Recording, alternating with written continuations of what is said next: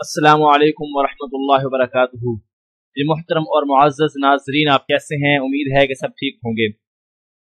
नाज़रीन, आज का हमारा सबक नंबर 14 सूरत तकासुर के बारे में है। ये हमने एक असबाक का सिलसिला शुरू किया था, लेकिन किसी वजह से हम ये असबाक नहीं बना रहे थे और इसकी वीडियो अपलोड नहीं हो रही थी। तो हमें बहुत से हमारे प्यारे मुहतरम भाइयों के मैसेजेस आ रहे थे कि आप असबाक शुरू करें और हमें बहुत फ़ायदा हो रहा था। तो हमने उनकी दरख्वास्त को और चाहत को मद्देनज़र रखते हुए दोबारा से असबाक शुरू कर दिए हैं। तो ऐसे ही आज का हमारा सबक भी सूरत तकासुर के बारे में होगा। अगर आप ध्यान और तवज्जो देंगे तो इंशाअल्लाह इस सूरा की बहुत अच्छी तरह आपको समझ आ जाएगी। इस सूरा में इंशाअल्लाह हम इस सूरा का लफ्ज़ी तर्जमा और मुख्तसर की तफसीर और इस सूरत की फजीलत और बहुत ही ऐसी बातें हम बताएंगे जो आपको बहुत फ़ायदा देंगी। इस सूरत तकासुर, इसकी फजीलत में आपको बयान कर देता हूँ।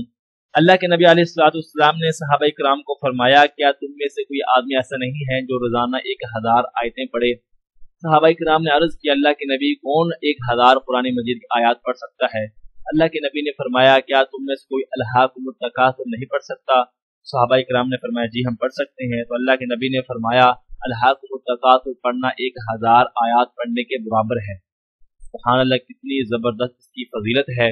आप भी एक मरतबा सूरत तकासुर पढ़ा करें तो इंशाअल्लाह आपको 1000 कुरान मजीद की आयत पढ़ने का सवाब मिलेगा। चलिए नाज़रीन, हम शुरू करते हैं। इस सूरत तकासुर मक्किया है। ये मक्का मुकरमा में नाजिल हुई। इस सूरह की 8 आयातें हैं। इस सूरत में गाफिल लोगों को जो माल और हिर्स की लालच में आखिरत को भुला बैठे हैं, अल्लाह ताला ने उनको आखिरत की याद दिलाई है उन पर, और कहा है कि तुम जो नेमतें मैंने तुम्हें दी है, जो माल और दौलत तुम्हें दिया है, तुमने इसका अल्लाह के सामने हिसाब देना है और तुमने अल्लाह के पास जाना है। तो इसमें सूरह में बताया गया है। मजीद हम इंशाअल्लाह सूरह की तफसीर में पढ़ते हैं। बिस्मिल्लाहिर्रहमानिर्रहीम। अल्हाकुमुत तकासुर, अल्हाकुकु हलाकत में डाल दिया या गफलत में डाल दिया तुमको तकासुर, ज्यादा की हिर्स ने। तकासुर ये कसरत से मुश्तक है, माना है कसरत के साथ माल और दौलत जमा करना। हजरत इब्न अब्बास और हसन बसरी ने इस लफ्ज़ की यही तफसीर की है। और हजरत इब्न अब्बास रज़ियल्लाहु अन्हु की एक रिवायत में है कि रसूलुल्लाह सल्लल्लाहु अलैहि वसल्लम ने अल्हाकुमुत तकासुर पढ़कर फरमाया, इससे मुराद ये है कि माल को नाजायज तरीकों से हासिल किया जाए और माल पर जो फराइज अल्लाह के आयद होते हैं इनमें खर्च ना करें। अल्हाकुमुत तकासुर क्या मतलब? गफलत में डाल दिया तुम्हें माल की लालच ने, ज्यादा की ज्यादा दौलत की लालच ने। हत्ता यहाँ तक के तुमने देख ली मकाबिर, कब्रों को, या तुमने देख लिया कब्रों को। मकाबिर ये कब्र की जमा है। जुर्तुमुल मकाबिर से मुराद मर कर कब्र में पहुंचना है। कि अल्लाह के नबी अलैहिस्सलाम ने हत्ता जुर्तुमुल मकाबिर की तफसीर में खुद फरमाया कि हत्ता यातिकुमुल मौत, मतलब आयत का ये होगा कि तुम लोग माल और दौलत की बहुतात की वजह से गफलत में पड़े रहते हो और इस हालत में तुम्हारी मौत आ जाती है और वहां तुम आदाब में पकड़े जाते हो। यहाँ तक कि तुम्हें माल और दौलत की लालच ने कब्रों में डाल दिया, यहाँ तक कि तुम्हारी मौत आ गई लेकिन तुम्हारी लालच फिर भी खत्म नहीं हुई। कल्ला, हरगिज नहीं।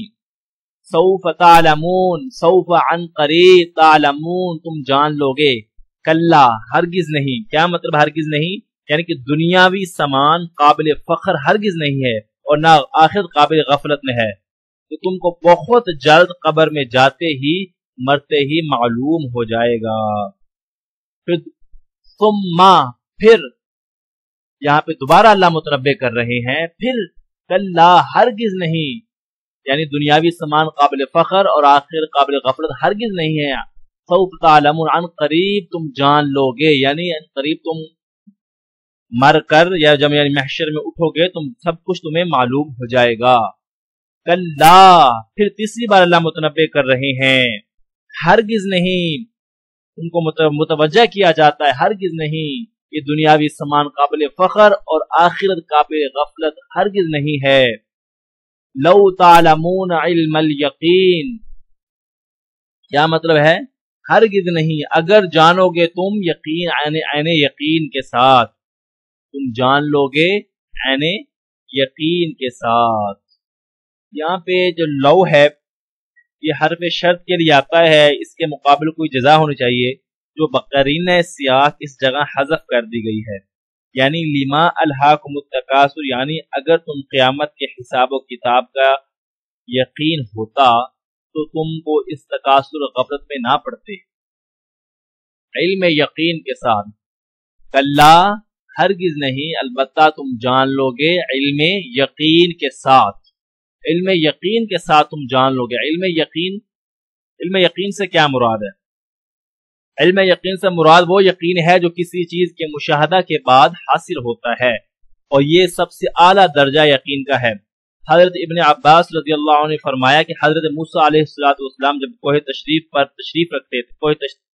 پر تشریف رکھتے تھے تو ان کے پیچھے ان کی قوم نے جب بچڑا کی پرستش شروع کر دی تو اللہ تعالیٰ نے ان کو وہی کوہ طور پر خبر کر دی تھی کہ تمہاری قوم اس وبال میں مبتلا ہو گئی ہے، مگر موسیٰ علیہ السلام پر اس خبر سے اتنا اثر نہیں ہوا جتنا اس وقت ہوا جب واپس پہنچ کر انہوں نے بنی اسرائیل کو بچڑا کی پوجا کرتے ہوئے آنکھوں سے دیکھا۔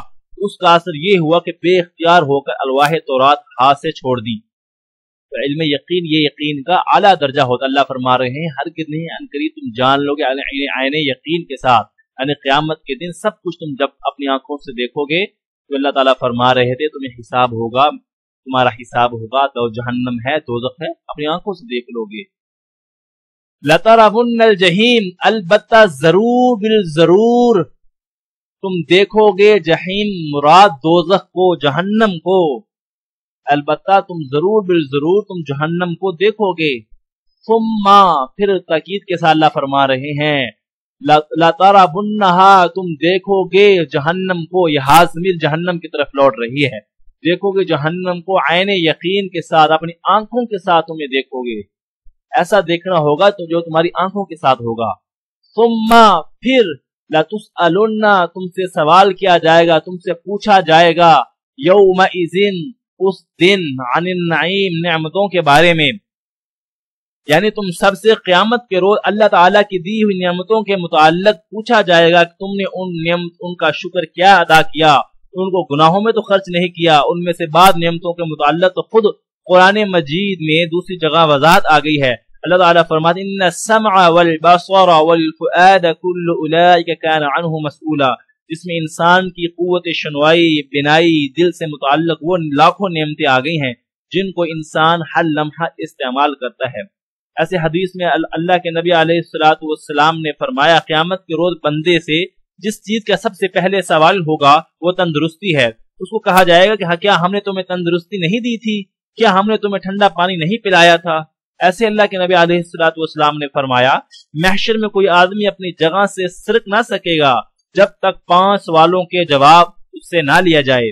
ایک یہ کہ اس نے اپنی عمر کو کن کاموں میں فنا کیا، دوسرا سوال اسے یہ کیا جائے گا کہ جوانی کی طاقت کو کن کاموں میں خرچ کیا، تیسرا سوال جو مال اس نے حاصل کیا وہ کس کس طریقے جائز ناجائز سے حاصل کیا، چوتھا سوال اس مال کو کہاں کہاں خرچ کیا، پانچواں سوال جو علم اللہ نے اس کو دیا اس پر کتنا عمل کیا۔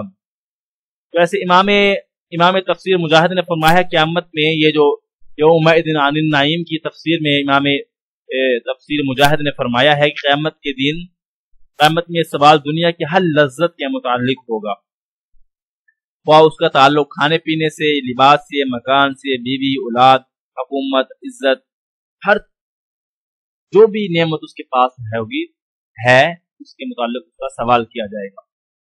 ناظرین امید ہے کہ آپ کو بڑی اچھی طرح اس سورہ کی سمجھ آ گئی ہوگی، اور کوئی سوال ہوگا تو آپ مجھے کومنٹ کر کے پوچھ بھی سکتے ہیں۔ ایک بار میں پھر پڑھتا ہوں، میرے ساتھ پڑھیے گا۔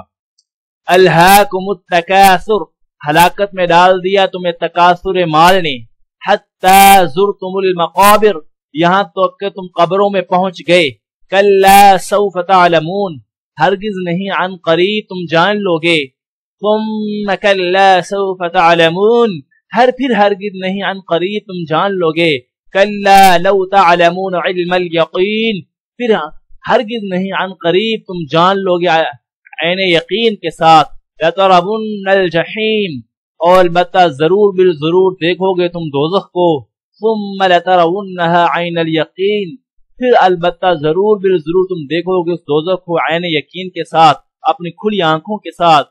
सुम्मा लतुसअलुन्न यौमइज़िन अनिन नईम, फिर तुमसे पूछा जाएगा यौमइज़िन उस दिन नेमतों के बारे में। नाज़रीन, मुझे उम्मीद है कि आपको इस सूरह की मुकम्मल समझ आ गई होगी। मजीद हम इस तरह की सूरतों के तर्जमे और मुख्तलिफ वज़ाइफ जो मसनून वज़ाइफ हैं की वीडियोज़ हम यूट्यूब पर हमारा चैनल है यासिर ऑनलाइन कुरान अकेडमी, वहाँ पे अपलोड करते हैं। अगर आप वहाँ पे यूट्यूब पर सर्च करें और वीडियोज़ देखेंगे सर्च करके यासिर ऑनलाइन कुरान अकेडमी, तो वहाँ पे हमारी वीडियोज़ देखेंगे तो आपको बहुत फ़ायदा होगा। लेकिन नाज़रीन, मुझे इजाज़त, अल्लाह हाफ़िज़, अल्लाह निगहबान।